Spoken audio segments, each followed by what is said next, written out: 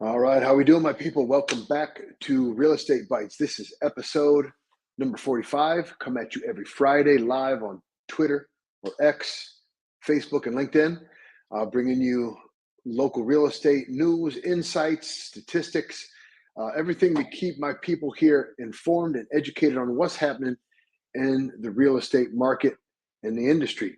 So today's topic of the day is what's going on in the market. Selling season has begun. What can buyers and sellers expect who are getting into the market? Okay, before we get into that, though, we have to go and take a look at our weekly chuckle and our real estate meme of the day. And here you go. Oh, man. Duh. Yeah, gum. You thought she was going to be pretty, didn't you? That's why you picked her, didn't you, boy? That's what you get. That's what you get. You forgot about those social media filters, huh? I got another tip too. If you're looking at a business card or a profile picture and it looks like that picture, in the style, the hairstyle, the clothing, whatever, looks all 1990s, you know why? Because that's when the picture was taken back in the 1990s. So let's not fool ourselves, people. Um, you know, don't pick your agent because of the profile. Pick them because what they know how to do in the marketplace. All right, very good, very good. Let's get into this. So we selling season has begun. School's out. More houses are going to come on the market. More people are shopping. Houses show beautifully here in the springtime in Northeast Ohio. It's time. I've seen the business pick up for myself personally, for the members of my team. So let's talk about what buyers and sellers can expect right now in the market. So buyers, you know, obviously we've been waiting all year long for something to happen with rate drops. It hasn't. And, we were told, or the leading experts told us, the Fed somewhat indicated they would have dropped some rates by now. They haven't. So we can't really count on that happening the rest of the year either. If it does, maybe that's good. I'm not sure. If they drop it a little bit, there's some relief there for your monthly payment. If they drop it a lot, it's not going to be good for buyers, specifically first-time home buyers, because if they drop interest rates a lot, home prices are going to go up again significantly. I mean, I think they've continued to appreciate. We've been looking at square foot values to make that determination. We haven't been tracking this too long, but you'll see later in the statistics portion of this that right now median home value per square foot is it's healthy. We'll say that much. So buyers, when you get into this market this summer, late spring, summer, you know, the only place you're going to find a deal is in the house that needs work, whether it needs a lot of work, like a full gut, or whether it's grandma's house, that has the last time they updated anything was 1984. Those houses you can negotiate, you can get a deal on, you can get for less than market value. And now there's a school of thought that says everything's overpriced, and that may be true currently, but I don't particularly believe it. Markets, are we in a bubble? I don't know. That's always a function of supply and demand and what's going on. I think pricing um, suits supply and demand considerably, as well as the inflation that we've seen. So buyers, if you want the house that's loaded with the features that are trending, that are late great features, beautiful brand new appliance package, these things you're going to pay top dollar, you're going to pay top market value, you're likely going to be competing. You may have to write offers that are above list price, even if the house is grandma's house with those old outdated finishes, but it's in the right neighborhood. You might be paying at list or above list price, and you're definitely going to be competing. Okay, but if you're looking at a B, C, B class neighborhood, um, and it's the house that needs work, that's where you can find potential deals where you can come in under asking and maybe negotiate to terms with the seller.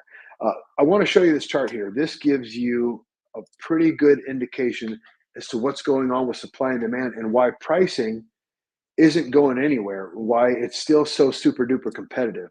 Okay, so take a look at this. This shows us basically in real time the supply and demand dynamic of our real estate market here. This is Lorain County, and what you're looking at in the green represents supply, the blue represents demand. So the green is the inventory on hand at the respective time of year, and the blue is the number of sales at the respective time of year. So right here, we're in a touch of a downtrend, right? So in 2023 was the lowest recorded number of sales. However, the line that you see here, right? You're peaking out around 500 sales a month, okay? In the highest, this is the peak of the silly season in 2021, and 2 years forward, you're peaking during the summertime, 375, something like that. So you're about 150 sales less a month in the county, which, while significant, this demand line stays relatively flat in comparison to this dramatic decline in inventory. Okay. And you can see these trends in the wintertime, January, February, March, you have less inventory and less sales. And as we peak up into the selling season, which we're into, right? That's when we see the most amount of homes in the market and the most amount of homes sold.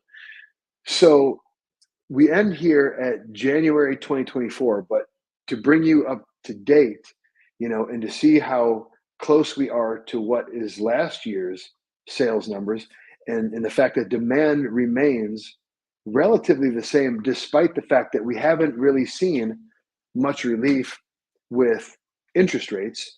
In February, there were 225 sales. In March, there were 235 sales. In April, there was 269 sales. And in May, there was 378 sales. So demand is right there. I mean, we're looking at, peak of summer numbers in May, and the demand's not going to change. It's going to, and the inventory is not going to change, which means a lot of competition for the least amount of houses that you've ever seen on the market. Prices are going to stay the same if they're not appreciating day by day. Okay, so that is a good look. Looking at that chart gives us a really good look as to what's going on with demand.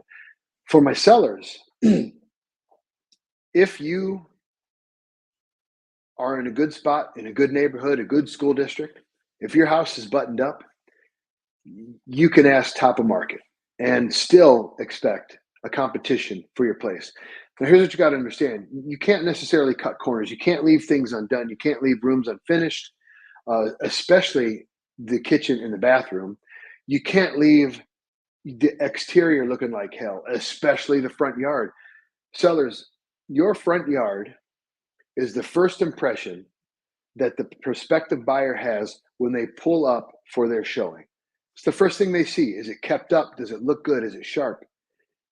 Then they go through the house, and your front yard is the last thing they see as they're pulling away. So it is your first and last impression, and it makes a big deal. It's not typically it's not the make or break factor.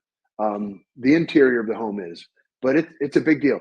If they pull up in it and it looks terrible out front, in their minds they're thinking, what else has been neglected inside this house?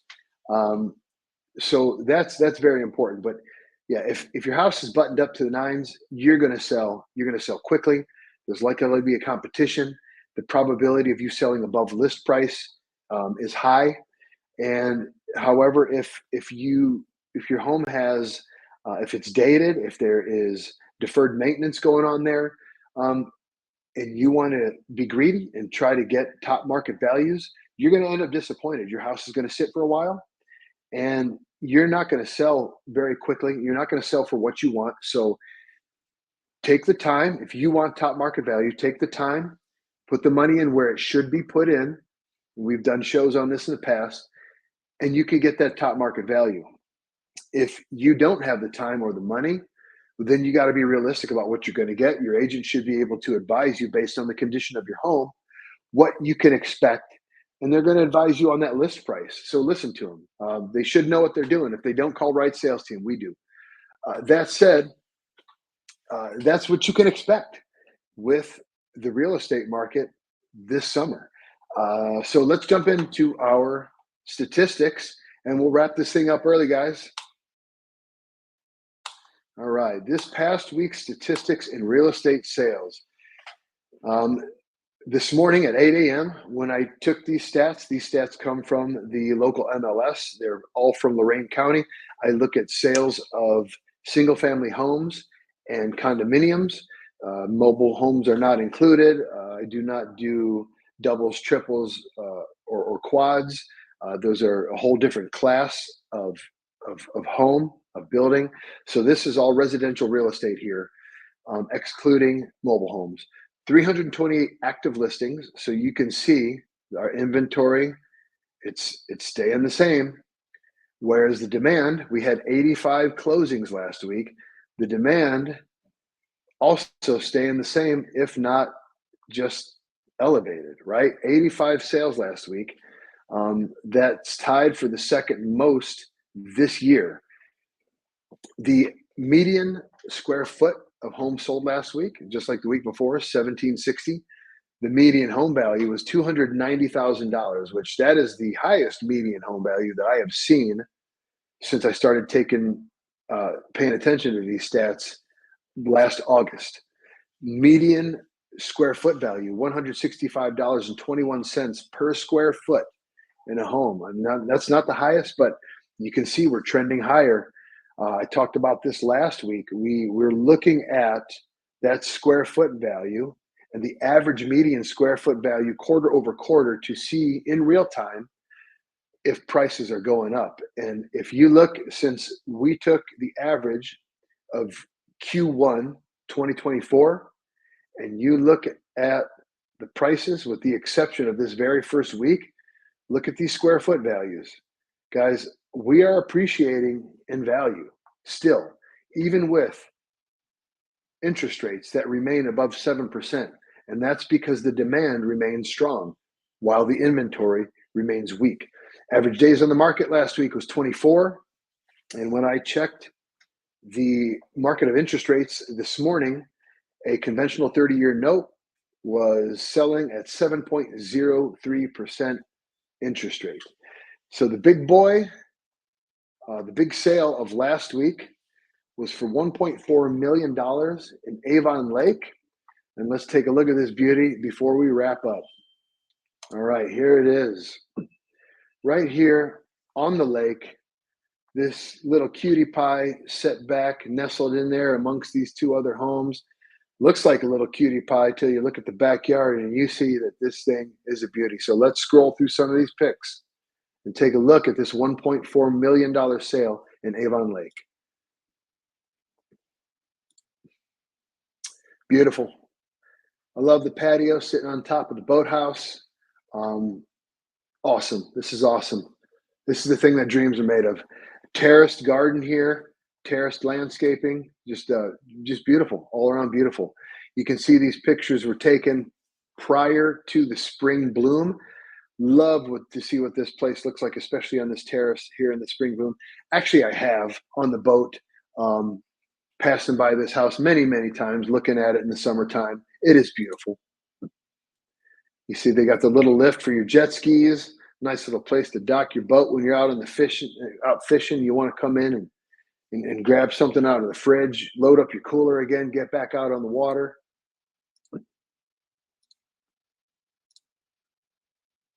Beautiful home in Avon Lake. Let's get inside this guy, huh?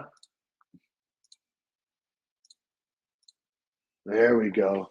Nice, big, beautiful vaulted ceilings. I mean, if you build a house on the lake and you're not putting this much glass on the north side of your home, what are you doing? Because look at those views from the living room. You could just sit there all day and just watch that water. Beautiful, beautiful, large, open concept. Modern finishes as you would expect at 1.4 million. I don't know what I just did there, but it switched the whole thing up. So we're scrolling now. Not a shabby office, is it? And then there's your master bedroom. Waking up, looking at that. you know, I can imagine when there's lightning storms out over the lake and you can sit in the comfort of your home on your bed and just watch that magical display happening. Man, fella envy that a little bit.